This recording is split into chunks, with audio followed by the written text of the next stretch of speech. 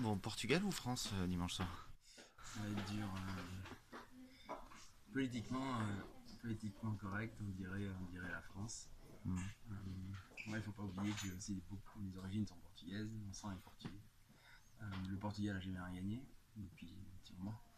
Et c'est vrai que j'aurais tendance à dire le Portugal à 51%. Ça ferait du bien à ce peuple portugais qui vit une crise difficile. Et puis les Français sont déjà champions du monde, champions d'Europe. C'est une jeune génération qui va être amenée à gagner d'autres victoires, c'est sûr. Mais quel que soit le vainqueur aujourd'hui, ce sera beau pour moi de toute façon. Mais j'ai un petit faible quand même pour le Portugal. Ok. Sur l'ensemble du tournoi, vous avez supporté les deux équipes ou... Ah oui, Ouais. on a regardé tous les matchs, on a supporté les deux équipes. Je suis allé voir par contre un match moi de Portugal-Hongrie à Lyon avec une bande d'amis. Et, et, et l'ambiance est vraiment différente. Bon voilà, le drapeau portugais est ancré dans les gens. Ils vivent avec, ils se couvrent avec. Et c'est vrai qu'on a moins senti cette ferveur en France. Donc on a senti maintenant qu'à partir des demi-finales et de la finale.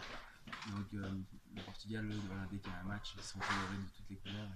Et c'est assez impressionnant de voir que c'est plus qu'une religion là-bas. C'est une façon d'être, quoi. Griezmann ou Ronaldo? Ah, Ronaldo. Et pourquoi? Parce que Griezmann est encore jeune. Et que Ronaldo il va être sur la fin dans 3-4 ans, dans 3 ans, ce sera fini. Et parce que je pense que Griezmann, Griezmann a vraiment beaucoup de talent. Moi j'ai été assez surpris de ce qu'il a fait cette année avec l'Atlético.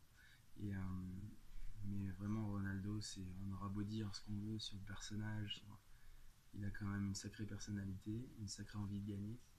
Et je pense que c'est un peu lui qui porte cette équipe portugaise, alors que Griezmann ne porte pas encore l'équipe française. Il a marqué le but, mais c'est un collectif plus. Et je pense que c'est pour ça que je suis inquiet pour demain soir, parce que le collectif est assez bon. Et, alors que le jeu portugais est assez moyen.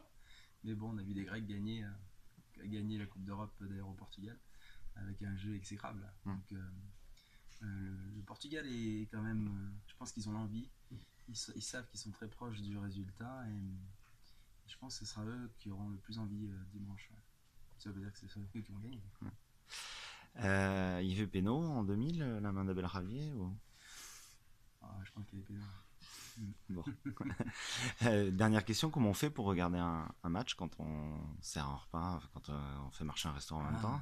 Aujourd'hui, avec la magie du Wi-Fi, on met un ordinateur dans la cuisine, on le met sur un côté de la cuisine, voilà, avec pas trop de son.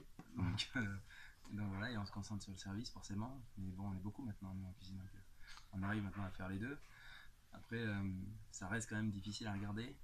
Moi, je vois le match de la demi-finale portugaise, j'ai pas pu la voir, et le français non plus. Donc, parce que j'étais tellement pris par cette possibilité d'échec, que ce soit pour les deux, hein, avec l'allemand, j'ai pas regardé tout le match. J'ai regardé les deux matchs que quand ils ont marqué le premier but. Et dimanche, vous allez le regarder quand même. Et dimanche, je m'en regardé, ouais. Ouais, malgré tout. Ouais. Mais c'est assez calme, hein. La France va être omnibulée par ce match. On n'aura pas beaucoup de clients, donc on sera plus d'ailleurs dans le restaurant que ce qu'on aura au restaurant. Ok, merci.